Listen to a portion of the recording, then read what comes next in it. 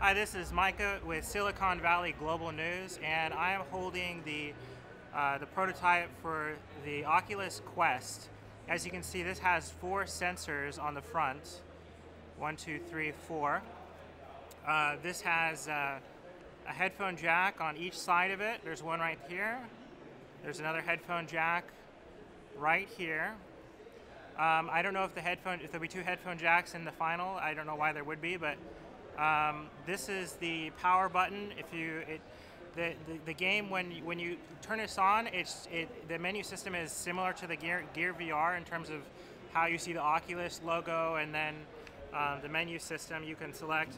On the bottom here we have a slider for IPD adjustment. Now let me see if I can show you what happens when you slide this. You're actually moving the lenses closer together or farther apart. Since I have a wider head, I move it farther apart. You have your volume rocker down here, so you can turn the volume up or down while you're in a headset. If you're wearing headphones, you don't need headphones because they pipe the sound through this channel right here. But if you're wearing headphones, it actually warns you not to do it too loud, because you may incur hearing loss if you listen to headphones at too high a volume. So that's a nice safety warning. This faceplate has a really nice rubber. It's different from the Rift and different from the Oculus Go. This looks like it would be really great for very active VR sessions in which you might sweat. This is easy to clean. You just wipe it down. I think this is a much improved rubber pad that fits on your face. And also, as you can see, you have adjustable straps, and basically it's Velcro. So that's the Oculus Quest, and it is an amazing headset. This headset also does pass-through. So even though it has 4 cameras, but you can actually see the actual room through this headset. I got to see it by accident today. It was not intended to be part of the demo. And it also, so this can track in huge spaces. It can track up to, I've seen, it may be unlimited how much space it can track, but I saw this one space that was 400 square feet that they have here at the show. It can also recognize the position of other people wearing these headsets, so you can see your friends in VR. And the Guardian system can track basically everywhere in a house. It's a multi-room Guardian system, and you can see other people, and it can, one of the features that's coming soon, the mixed reality features, is it can scan your furniture, recognize the objects, and then skin them for next generation mixed reality. So you can basically have your whole house mapped into something different, which is really cool.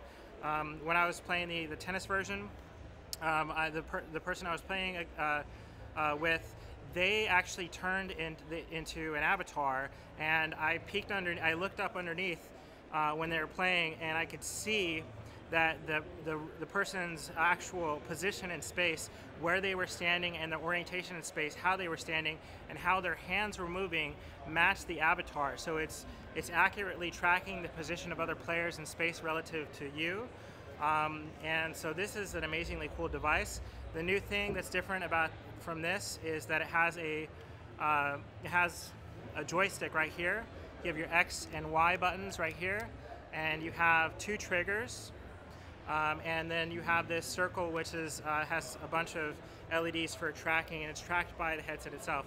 This headset can track 280 degrees, so you can put your hands out behind you and it can still track you from way back there. Although in my experimentation, it seemed to lose tracking when I looked away from the headset while my hand was far out there. So it's 280 degrees. It's definitely better controller tracking, much better controller tracking than what you can experience on the mixed reality headsets, thanks to the additional sensors and the software that they've created for this. So this is Micah with Silicon Valley Global News, and I just played Superhot. That's the logo for Superhot behind me. Now this game is probably the game you want to try if you're at OC5. This game, I didn't want to get out of this game. It is like the desktop experience of Superhot, except you can move around in a much bigger space. And in addition to that, you can move around in like a 400 square foot space. But what's really significant is that, I mean, it's not it looked really good. Like especially the hallway when you load it up, it looked just like the Oculus Rift in the hallway. When you walk in the room and you know it's super hot, you pull down the helmet, it looked just like the Oculus Rift. This is Oculus Rift experiences in a mobile all-in-one headset, one of the better looking games.